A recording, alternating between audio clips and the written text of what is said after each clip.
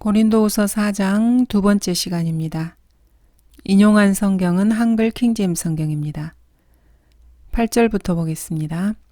우리가 사면에서 고난을 당하여도 괴로워하지 아니하며 당혹스런 일을 당하여도 절망하지 아니하며 박해를 받아도 버림받지 아니하며 내던져져도 멸망하지 아니하며 항상 주 예수의 죽으심을 몸에 지니고 다님은 예수의 생명이 또한 우리 몸에 나타나게 하려 함이라.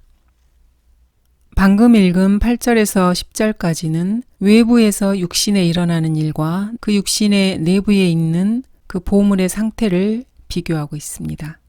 8절에 보면은 우리가 사면에서 고난을 당하여라고 하고 있습니다. 고난을 당하는 것은 육신이 고난을 당하는 것입니다. 괴로워하지 아니하며 고난을 당하여도 괴로워하지 않는 이유는 그 안에 새 사람이 있기 때문입니다. 당혹스러운 일을 당하여도 당혹스러운 일은 육신의 몸인 이 질그릇이 당하는 일입니다. 이런 일을 당하여도 절망하지 아니한다고 말하고 있습니다. 왜냐하면 주님께서 이 질그릇 안에 계셔서 그리스도인들을 돌보고 계시기 때문입니다. 9절에서는 박해를 받아도 라고 말씀하고 있습니다. 이 박해는 외부 환경으로 인해서 육신이 당하는 일입니다. 이러한 박해를 받아도 그리스도인들은 버림받지 아니합니다. 주님께서 그리스도인들을 결코 떠나시지 않을 것이기 때문입니다. 히브리서 13장 5절에서는 이렇게 말씀하고 있습니다. 이는 그가 말씀하시기를 내가 너를 떠나지 아니하고 너를 버리지 아니하리라. 주님께서 그리스도인들을 떠나지 아니하고 버리지 아니하신다면은 우리 그리스도인들은 결코 버림받지 않습니다. 또한 내던져져도 멸망하지 아니합니다. 이것이 바로 그리스도인들이 인생에서 지니는 모순이라고 할 수 있습니다. 그리스도인은 고난을 당하고 당혹스러운 일을 당하고 박해를 받고 내던져질 수도 있지만 괴로워하지도 절망하지도 버림받지도 멸망하지도 않습니다. 10절에서는 그리스도인은 항상 주 예수의 죽으심을 몸에 지니고 있어야 한다고 말씀하고 있습니다. 이 말은 교리적으로는 주님께서 그리스도인들 여러분 안에 계시고 여러분은 주님 안에 있다는 것을 말합니다. 그리스도인들은 주님 인생의 일부분입니다. 그 인생은 주님께서 죽으시고 묻히셨던 갈보리로 거슬러 올라갈 수 있습니다. 로마서 6장 8절에서는 우리가 그리스도와 함께 죽었다고 말씀하고 있습니다.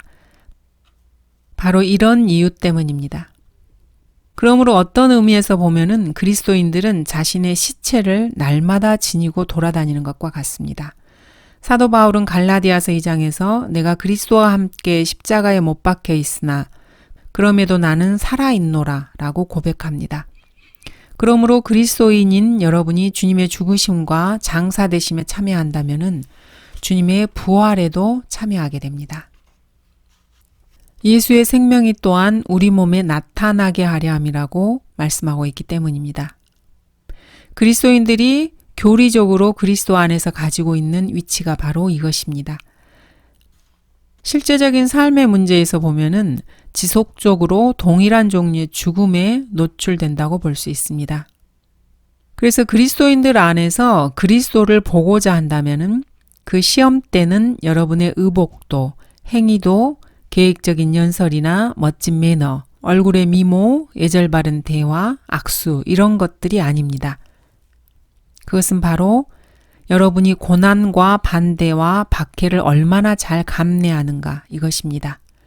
여러분 안에서 그리스도인 여러분 안에서 우리 몸에 나타나게 하려 함이라고 말씀하고 있기 때문입니다. 이 말씀을 사도 바울에게 적용해 보면은 사도 바울의 인생에서 그리스도의 인생을 볼 수 있는 부분은 채찍 자국들, 조롱과 체포, 구타, 투옥을 견디는 일, 이 모든 공경을 겪으면서 불평 없이 하나님을 찬양하는 것, 이런 것을 의미합니다. 이러한 것들이 바로 사도 바울에게서 볼 수 있는 그리스도의 인생의 흔적입니다. 바울은 절대로 그리스도를 위한 훈련 챔피언이나 고결한 학문적 기준, 존경하는 성경학자들, 주의 칼 협회, 근본주의 대회, 채플 예배, 제2차 성별 이런 것을 언급하는 것이 아닙니다. 11절부터 14절입니다. 살아있는 우리가 항상 예수를 위하여 죽음에 넘겨지는 것은 예수의 생명도 우리의 죽을 육신에 나타나게 하려는 것이라. 그러므로 죽음은 우리 안에서 역사하나 생명은 너희 안에서 역사하느니라. 똑같은 믿음의 영을 가졌기에 기록된 바 내가 믿었으므로 말하였노라 한 것과 같이 우리도 역시 믿음으로 말하노라. 주 예수를 살리신 그분께서 예수를 통하여 우리도 살리시며 또 우리를 너희와 함께 나타내시리라는 것을 아노니. 11절에 살아있는 우리가 항상 예수를 위하여 죽음에 넘겨지는 것은 예수의 생명도 우리의 죽을 육신 안에 나타나게 하려 한다고 말씀하고 있습니다. 이 구절과 상호 참조 구절이 되는 것은 로마서 8장 36절 37절입니다. 기록된 바와 같으니 우리가 주를 위하여 온종일 죽임을 당하였으며 도살당할 양으로 여김을 받았나이다 라고 하였느니라. 그러나 이 모든 일에서 우리를 사랑하시는 그분으로 말미암아 우리가 이기는 자들보다 더 나으니라. 그리스도인의 인생에서 높아지려면 먼저 낮아져야 합니다. 주인이 되고 싶으면 섬겨야 합니다. 그리스도를 위해 승리하는 삶을 살려면 자아에 대해 죽어야 합니다. 12절은 그러므로 죽음은 우리 안에서 역사하나 생명은 너희 안에서 역사하느니라 이렇게 말씀하고 있습니다. 바울은 위에서 말한 것을 자신의 삶에 실제적으로 적용하고 있습니다. 바울은 윗 구절에서 온갖 고난을 겪었습니다. 어떤 이유에서 고난을 겪었을까요? 바로 고린도 교회 회원들의 유익을 위해서였습니다. 모든 당혹스러움과 박해, 괴로움과 절망 이러한 것들은 고린도 교회 회원들을 돕고 그들을 위해서 장차 선한 일을 이루기 위해서였습니다. 바울의 이런 고난들이 바울이 회심시킨 사람들의 영적 생명에 영향을 주었습니다. 이 말은 여러분이 그리스도인이라면은 여러분들이 자신을 죄에 대해 죽은 것으로 여기면 그것이 다른 그리스도인들 안에 영적 생명을 낳게 된다는 것입니다. 로마서 6장 11절은 이렇게 말씀하고 있습니다. 이와 같이 너희도 너희 자신을 정녕 죄에게는 죽은 자요 예수 그리스도 주로 말미암아 하나님께는 산 자로 여기라. 그리스도인들은 모두가 자기 자신을 죄에 대해서는 죽은 자로 여겨야 합니다. 이 말은 죄에 대해서 스스로 반응을 하지 않는다는 것입니다. 사도 바울은 박해와 시련들을 통해서 고린도교의 성도들 안에 생명을 낳았던 것입니다. 똑같은 믿음의 영을 가졌기에 모든 그리스도인들은 처한 상황이 어떠하든지 똑같은 믿음의 영을 소유하고 있습니다. 믿음의 분량은 성도 간에 서로 다를 수 있습니다. 그러나 그리스도인의 믿음의 근원인 하나님의 말씀이 있기 때문에 그 믿음 배후에 있는 기본적인 영은 같습니다. 로마서 10장에서는 이렇게 말씀하고 있습니다. 그러므로 믿음은 들음에서 나오며 들음은 하나님의 말씀에 의해서니라. 그래서 하나님의 말씀을 많이 듣는 사람들은 믿는 마음으로 그 말씀을 들었다면 더 많은 믿음을 가지게 되는 것입니다. 하나님의 말씀을 듣지 않는 사람에게는 믿음이 없습니다. 그러므로 변개된 개역 성경이나 개역 개정판을 하나님의 말씀이라고 여기는 사람들은 그 성경을 아무리 많이 읽고 그 성경 내용을 아무리 많이 듣는다 하더라도 그들에게는 믿음이 없습니다. 왜냐하면 하나님께서 영감으로 기록하시고 섭리로 보존하신 참된 말씀이 그들에게 없기 때문입니다.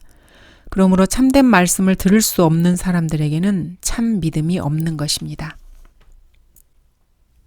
바울은 우리도 역시 믿음으로 말하노라 이렇게 말하고 있습니다. 이것은 시편 116편 10절을 인용한 것입니다. 내가 믿었으므로 말하였으니 내가 크게 고난을 당하였도다. 이 말씀을 바울은 그리스도인에게 적용하고 있습니다. 이 말씀은 설교자를 위한 훌륭한 좌우명이 될 수 있습니다. 로마서 10장에서 이 순서가 나옵니다. 그런즉 그들이 믿지 아니한 일을 어찌 부르리요? 듣지도 못한 일을 어찌 믿으리요? 전파하는 자가 없이 어찌 들으리요. 파송되지 아니하였는데 어찌 전파하리요. 기록된 바와 같으니 화평의 복음을 전하며 좋은 일들의 기쁜 소식을 가져오는 자들의 발이 얼마나 아름다운가라고 하였느니라. 이 구절에 따르면은 하나님의 말씀이 믿음을 낳고 이 믿음으로 인해서 말씀을 전파하게 됩니다. 그리고 이렇게 말씀이 전파되면은 결국 죄인들의 구원으로 이어집니다. 14절에 주 예수를 살리신 그분께서 예수를 통하여 우리도 살리시며 또 우리를 너희와 함께 나타내시리라는 것을 아노니, 이 말씀은 구령자에게 주는 위대한 약속입니다. 얼마 안 있으면은 자신의 아들을 무덤에서 일으키신 바로 그 주님께서 그리스도인인 여러분을 일으키실 것입니다. 여러분이 무덤에서 부활할 때 주님은 여러분이 주님께로 인도한 사람들도 일으키실 것입니다. 그리고 그리스도인인 여러분이 하늘나라에 도착하면은 여러분이 회심시킨 사람들이 여러분과 함께 있을 것입니다. 그런 다음에 주 예수께서 그리스도인 모두를 취하여 보좌로 데려가시고 아버지 하나님께 우리를 나타내실 것입니다. 이 얼마나 놀라운 일입니까? 사도 바울은 자신이 회심시킨 사람들을 자랑의 면류관이라고 표현하고 있습니다. 우리의 소망이나 기쁨이나 자랑의 면류관이 무엇이냐? 그가 오실 때 주 예수 그리스도 앞에 있을 너희가 아니겠느냐? 그리스도인이 구령에서 주께로 인도한 사람들이 그 사람의 자랑의 면류관이 되는 것입니다. 예수님께서는 회개하는 한 사람의 죄인을 더 기뻐하신다고 말씀하셨습니다. 한 사람의 죄인이 구원받을 때마다 하늘나라 신문사에서는 전시의 승전보를 전하듯 호의 기사를 다음과 같이 실게 됩니다. 누구누구 죄인이 그리스도를 영접하다. 그리고 종들이 울리기 시작하고 성도들이 뛰어다니며 환호하기 시작합니다. 언젠가 하늘나라에 여러분이 가게 되면은 여러분이 그리스도께 인도했던 사람들을 볼 것입니다. 그러면은 바로 그런 장면을 보게 될 것입니다. 누군가가 여러분의 등을 치면서 할렐루야, 형제여 여기서 만나게 되다니 참으로 반가워요. 이렇게 말할 것입니다. 기쁨의 눈물이 흐르고 여러분이 회심시킨 사람들은 자신들을 하늘나라에 있게 해준 여러분에게 계속해서 고맙다는 말을 할 것입니다. 여러분 역시 자신을 그리스도께로 인도한 사람을 하늘나라에서 발견하게 될 것입니다. 그리고 그 사람에게도 앞에서 일어났던 그런 일들을 또다시 하게 될 것입니다. 이렇게 해서 여러분은 계속해서 재현되어서 제자들에게까지 이르게 될 것입니다. 어떤 누군가를 최초로 그리스도께 인도한 제자는 안드레였습니다. 그가 먼저 그의 형제 시몬을 만나 그가 시몬을 예수께 데려오니, 러크만 목사님께서도 많은 사람들을 예수 그리스도께로 인도하셨습니다. 하지만 목사님께서는 늘 다른 설교자들에 비해서는 그들의 수가 많지 않다고 말씀하십니다. 그러면서 주님께서 러크만 목사님에게 주신 것에 대해서 그저 감사드릴 뿐입니다. 러크만 목사님께서 다른 유명한 설교자들처럼 주님께 인도한 사람이 그렇게 많지 않은 이유를 누군가를 그리스도께 인도하는 일보다 그리스도인을 훈련시키는 일에 늘 중점을 두었기 때문인 것으로 보고 있습니다. 목사님께서는 그리스도인들이 모두 사람들을 그리스도께로 이겨와야 한다고 참으로 믿고 있고, 또한 모든 그리스도인이 누군가를 이겨오든 못 이겨오든 최소한 시도는 해봐야 한다고 그렇게 믿고 계십니다. 그것이 바로 러크만 목사님의 믿음입니다. 목사님께서는 그렇게 믿고 계셨지만은 수십 년간 자신의 조국 미국을 누비고 다니면서 목사님께서 발견한 것은 하늘나라로 보내기에는 부족한 그런 그리스도인들이 있다는 것입니다. 그래서 목사님께서는 이러한 그리스도인들을 하나님의 말씀 안에 뿌리 내리게 해서 그 기초를 가르치는 데 힘을 쏟으셨습니다. 그렇지만 주님께서는 목사님께서 거둬들인 회심자들로 인해서 목사님을 몹시 선대해 주셨습니다. 왜냐하면은 목사님께서 회심시킨 사람들이 대부분 구령자들이 되었기 때문입니다. 1970년 당시에 목사님께서 구령한 사람들 중에서는 137명이 설교자가 되었습니다. 그리고 그 이후로도 더 많은 설교자들이 배출되었습니다. 펜사콜라 성경 신학원에서 훈련시킨 1970년 당시 약 48명의 젊은이들이 선교 현장에 나가서 힘써서 주님을 섬겼습니다. 한 번은 러크만 목사님께서 캘리포니아에서 한 사람을 주님께로 인도했습니다. 그런데 그 구령한 그 사람이 15년 동안 한 해도 거르지 않고 매년 500명 정도를 그리스도께로 이겨왔다고 합니다. 교회 전체가 인도한 숫자가 아니고 한 사람이 그리스도께 개인적으로 인도한 사람들입니다. 그리고 적어도 그 중에 2명은 지금도 혼들을 이겨오는 사역을 하고 있습니다. 그렇게 보면은 이렇게 회심한 사람들은 러크만 목사님의 영적 손자들과 증손자들이 되는 셈입니다. 러크만 목사님을 주님께로 인도해 주신 분은 휴파일 목사님입니다. 그런 점에서 휴파일 목사님은 믿음 안에서 아들들과 손자들과 증손자들, 고손자들, 그리고 그 아래 손자들까지 보게 될 것입니다. D.L. 무디의 믿음의 계보가 어디까지 이어졌을지 생각해 보신 적이 있습니까? 이 이야기의 교훈은 아주 단순합니다. 여러분이 하늘나라에 가면은 여러분이 땅을 다시 채웠고 여러분의 종류대로 씨를 내었다는 것을 확실히 해야 합니다. 그리스도인이라면은 현재 여러분은 다른 그리스도인들을 낳고 있어야 합니다. 15, 16절입니다. 모든 것이 너희를 위함은 많은 사람의 감사로 인하여 풍성한 은혜가 하나님의 영광에 넘치게 하려는 것이라. 이런 까닭에 우리가 낙심하지 아니하노라. 오히려 우리의 겉사람이 썩어질지라도 우리의 속사람은 날마다 새로워지나니. 본문에서 사도 바울은 다시 자신에게 일어난 모든 일이 고린도 교회 회원들이 주 안에서 성장할 수 있도록 그들을 위해서 일어난 일이라고 말하고 있습니다. 그래서 성장한 그리스도인들은 하나님께 감사할 수 있습니다. 이러한 감사를 하나님께 드릴 때 주님께서 영광을 받으십니다. 감사하는 사람이 많아질수록 하나님은 더 많은 영광을 받으십니다. 이런 까닭에 우리가 낙심하지 아니하노라. 오히려 우리의 겉사람이 썩어질지라도 우리의 속사람은 날마다 새로워지나니. 이 말씀은 참으로 위대한 구절입니다. 우리의 몸이 아무리 늙고 세잔해진다 해도 우리 안에 있는 새 사람은 날마다 새롭습니다. 이 새 사람은 닿아서 못 쓰는 일이 없습니다. 날마다 더 좋아집니다. 날마다 상황이 악해지는 것은 옛사람, 곧 육신입니다. 이것은 연력학 제2법칙의 지배를 받는 여러분의 일부분입니다.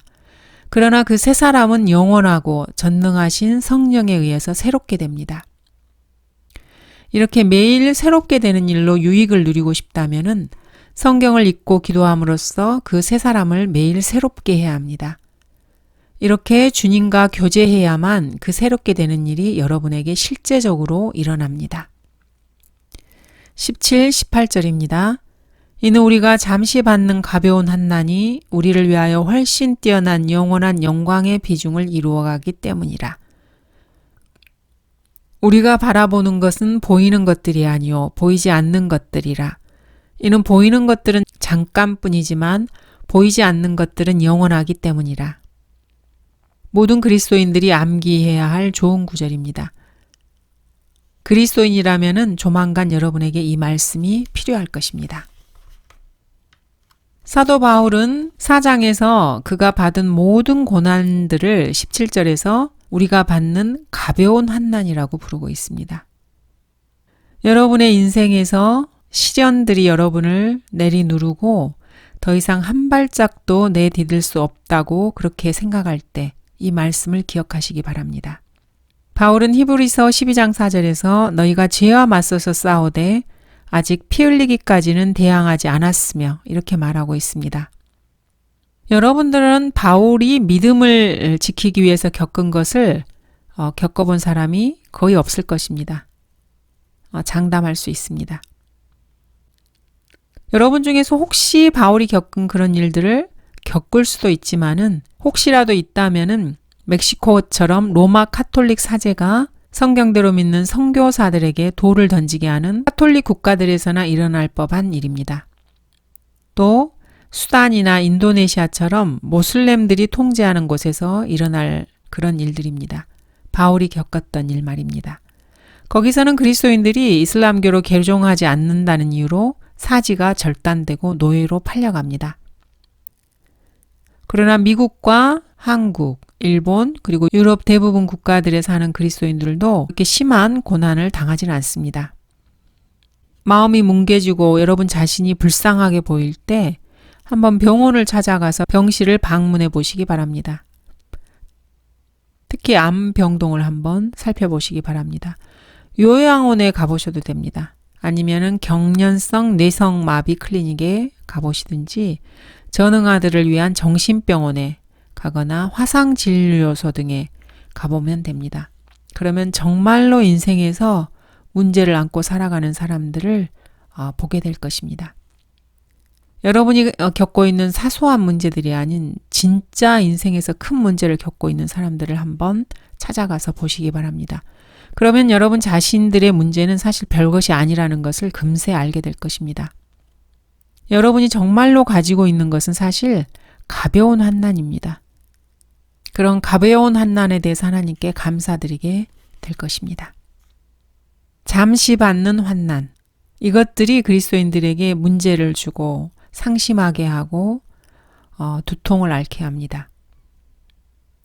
이런 일들을 겪는 당시에는 그런 일들이 순간의 찰나로 보이지는 않습니다. 여러분 생각은 어떻습니까?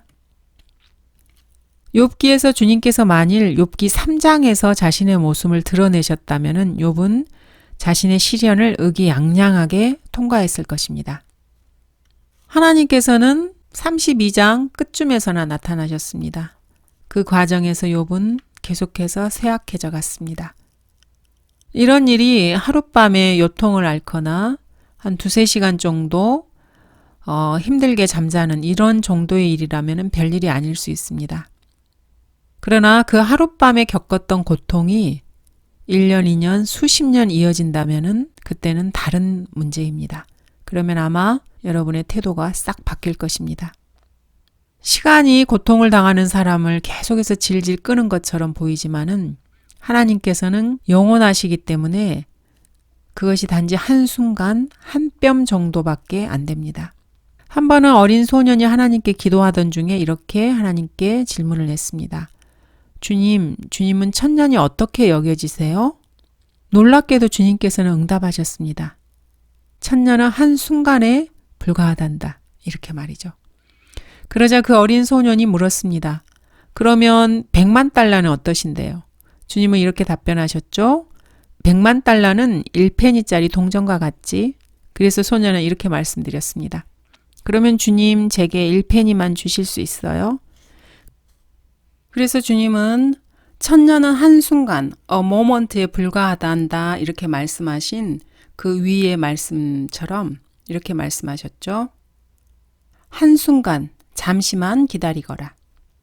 즉, 여기서 잠시는 천년을 말하는 것입니다.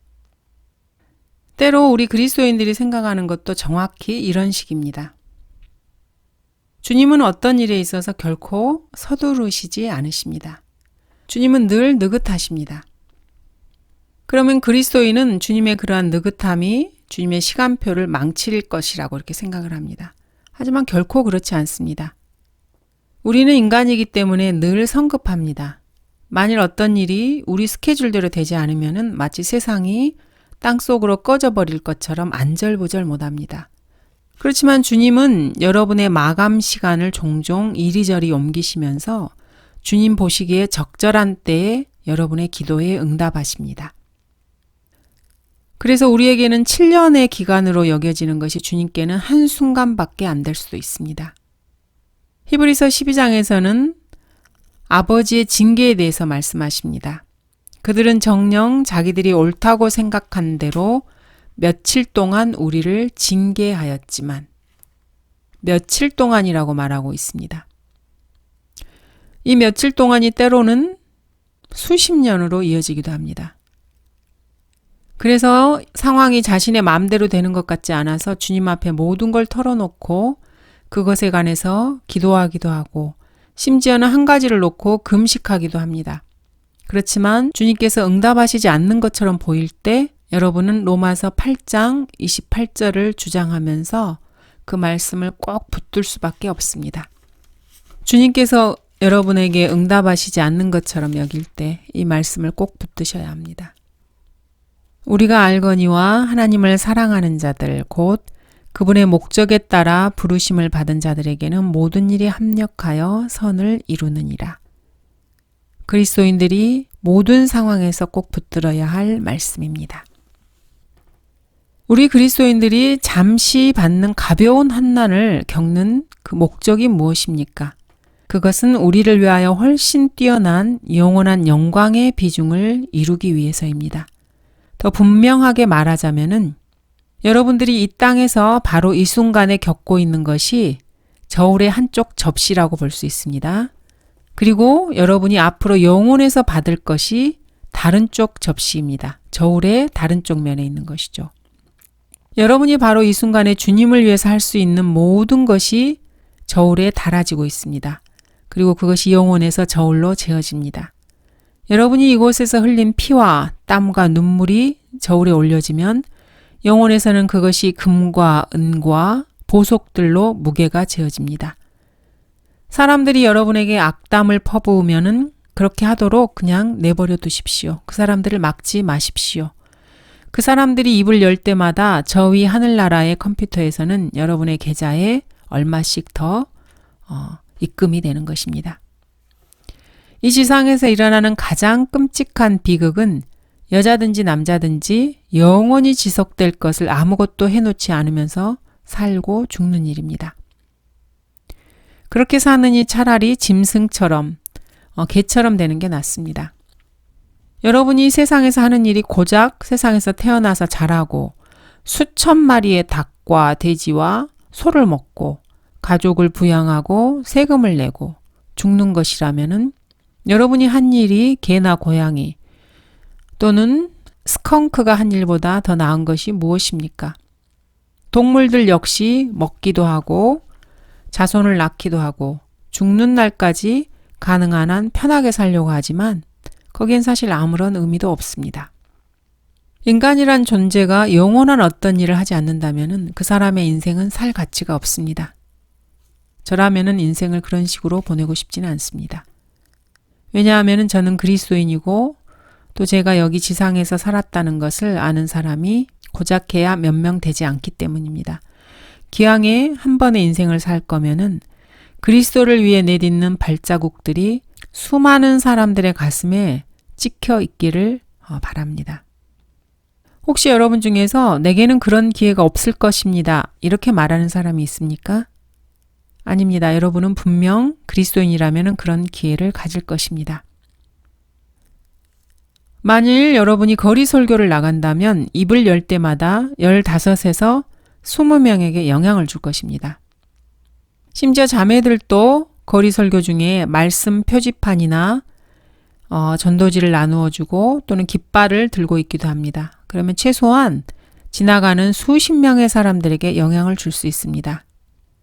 또 설교자라면은 라디오 방송이나 이런 곳에 출연해서 매 순간 수백 명의 사람에게 영향을 줄 수도 있습니다. 보통의 그리스도인이 전도용 소책자를 하루에 3권만 나눠준다 해도 1년이면 1000명에게 영향을 줄 수 있습니다. 거주자가 10,000명 정도 되는 도시에 주님께서 한 설교자를 보내신다면은 그리고 그 설교자가 자신이 주님을 위해 해야 할 바를 행한다면 그 도시에는 그 사람의 이름과 주소, 전화번호를 모를 사람이 아무도 없게 될 것입니다. 휴파일 목사님이 바로 그런 분이셨습니다. 휴파일 목사님은 도시에 1년간 있은 후 도시의 모든 이들에게 자신의 이름이 알려진 전형적인 인물이었습니다. 휴파일 목사님께서는 이발소에 가도 전도지를 주고 주유소에 들러도 전도지를 주고 버스를 타도 버스 기사에게 전도지를 주고 택시를 타도 택시 기사에게 전도지를 하나 주고 식료품점에 가도 계산원에게 하나를 주곤 했습니다. 전화를 잡으면은 통화하면서 복음을 증거했고 라디오 방송국에 가서 출입하는 모든 이에게 복음을 증거했습니다. 거리를 걷다가 눈에 보이는 차마다 전도지를 꽂아 놓았습니다. 그래서 휴파엘 목사가 펜사콜라에 3년째 거주하였을 당시에는 가는 곳마다 브렌트 침례교회 목사 휴파엘을 모르는 사람이 없었습니다. 사람들은 휴파엘 목사가 누구고 또 어디서 왔는지를 다 알게 되어버렸습니다. 만일 여러분이 가정주부여서 밖에 나갈 기회가 적더라도 여전히 영원히 지속될 뭔가를 할 수는 있습니다. 여러분은 장차 하나님을 사랑하고 주님을 섬길 자녀들을 기를 수 있기 때문입니다. 때로는 방과 후의 시간을 이용해서 아이들을 위한 성경 동아리도 집안에서 할 수 있습니다. 또 쇼핑을 갈 때면 신실하게 전도지를 나눠줄 수도 있습니다. 그러나 다른 그 무엇도 할 수 없다면은 하나님을 위해서 뭔가를 하고 있는 남자를 도울 수도 있습니다. 그런 일이 단조롭게 여겨진다고 생각할 수도 있지만 하나님께서는 그 남자를 완전하게 하시려고 여러분을 지으셨다는 것을 명심하시기 바랍니다. 주님을 섬기는 남편에게 여러분이 일상의 잡일을 덜어준다면은 여러분은 남편이 주님을 위해서 한 일에 받을 상에 참여하게 될 것입니다. 사무엘하 30장 24절입니다. 전쟁터에 내려간 자의 몫과 소유물 곁에 머물렀던 자의 몫이 같으리니 똑같이 나눌지니라. 똑같이 나눈다고 말씀하고 계십니다.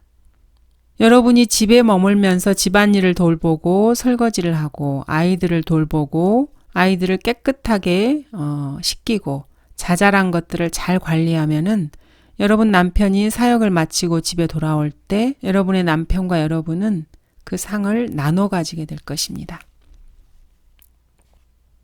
우리가 바라보는 것은 보이는 것들이 아니요 보이지 않는 것들이라. 이는 보이는 것들은 잠깐뿐이지만 보이지 않는 것들은 영원하기 때문이라. 신구약 전체에서 가장 위대한 구절 중 하나입니다. 보이는 모든 것, 모든 무신론자들, 인본주의자들, 실용주의자들, 실존주의자들, 그리고 뉴에이저들은 이들이 가진 기본적인 근본 신조들은 다 소멸될 것입니다. 하나님의 날이 오기를 고대하고 열망하라. 그때는 하늘들이 불에 타서 녹아버리고 우주의 구성 요소들도 맹렬한 불에 녹아내릴 것이나. 이렇게 말씀하고 계십니다. 영원한 것들은 현재 보이지 않는 것들입니다. 특히 신격을 주의해서 보시기 바랍니다. 로마서 1장 20절입니다. 세상의 창조 때부터 그분에 속한 보이지 않는 것들이 분명히 보여졌고 심지어는 그분의 영원한 능력과 신격까지도 만들어진 것들에 의해 알려졌으므로 그들이 변명하지 못하느니라. 히브리서 11장 27절입니다. 믿음으로 그는 왕의 노여움을 두려워하지 않고 이집트를 떠났으니 이는 그가 보이지 않는 분을 보는 것처럼 견디었기 때문이라. 보이지 않는 분, 하나님을 보는 것처럼 견디었던 것입니다. 너무도 많은 그리스도인들이 새 예루살렘을 향해 열어놓아야 할 자신들의 창문을 소돔과 고모라 또는 바벨론을 향해서 열어놓고 있습니다. 롯은 잘못된 방향을 바라본 그리스도인의 영원한 전형적인 모습으로 남아 있습니다. 또 사악한 자들의 음란한 행실로 인하여 고통당하는 의로운 롯을 건져내셨으니 이는 그 의인이 그들 가운데 살면서 날마다 그들의 불법적인 행동을 보고 들음으로써 그의 의로운 혼이 고통을 당하였기 때문이니라. 18절입니다. 우리가 바라보는 것은 보이는 것들이 아니요 보이지 않는 것들이라. 이는 보이는 것들은 잠깐뿐이지만 보이지 않는 것들은 영원하기 때문이라. 자, 여러분들이 보이지 않는 것을 단 하나라도 본다면은 그것은 뭔가 모순입니다. 그렇지만 사실 그리스도인은 전 생애가 하나의 모순이라고 할 수 있습니다. 왜냐하면 그리스도인들은 볼 수 없는 것을 보는 사람들이기 때문입니다. 사도 바울은 로마서 1장 20절에서 세상의 창조 때부터 그분에 속한 보이지 않는 것들이 분명히 보여졌고라고 말하고 있습니다. 히브리서 11장 27절에서는 모세가 보이지 않는 분을 보는 것처럼 견디었다고 말씀하고 있습니다. 그리스도인들은 모두 먼 곳을 잘 보는 천리안을 가져야 합니다. 그리스도인은 시야가 넓어야 하고 영혼의 관점에서 살아야 합니다.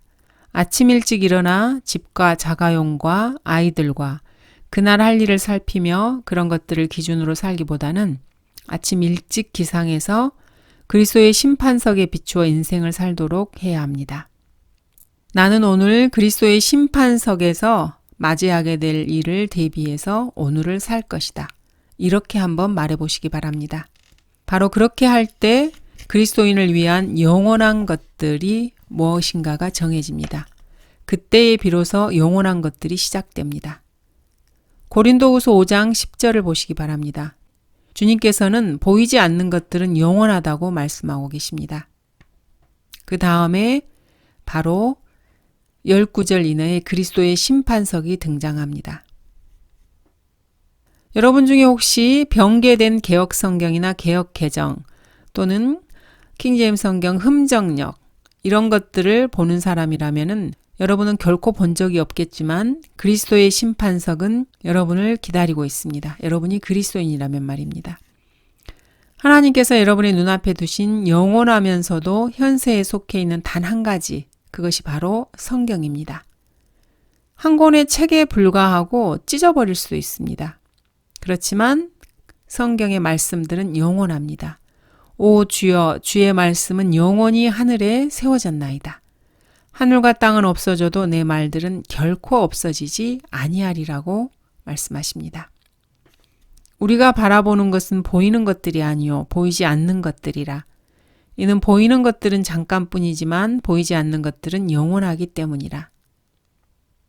사역자라면은 교회 건축 프로그램이 시작될 때 이것을 기억해야 합니다. 혼들에게 투자된 모든 돈은 지속될 것입니다. 그러나 기념 건축물에 투자된 모든 돈은 태우는 데 쓸 연료가 될 것입니다. 무덤을 지나치게 웅장하게 짓지 마십시오. 펜사콜라 기독대학들과 밥 존스 대학의 그 크고 아름다운 캠퍼스들은 어느 한 날 다 불탈 것입니다. 자유의 산 리버티 마운트는 재가 될 것이고 오랄 로버츠의 기도의 탑은 화염에 삼켜질 것입니다. 한국 교회들의 웅장한 건물들과 교회 내에 치장된 꽃들과 강단들, 이 모든 것들은 다 태워질 것입니다. 그 모든 것들이 다 불탈 것입니다. 흑인들은 이렇게 노래하곤 합니다. 오 나의 사랑하는 형제여, 그대는 세상이 불탈 때 하나님의 품을 베개에 삼고 싶지 않은가? 영혼의 관점에서 사시기 바랍니다. 여러분의 소망을 이곳 아래에 있는 것들에 지나치게 많이 고정시키지 마십시오. 감사합니다.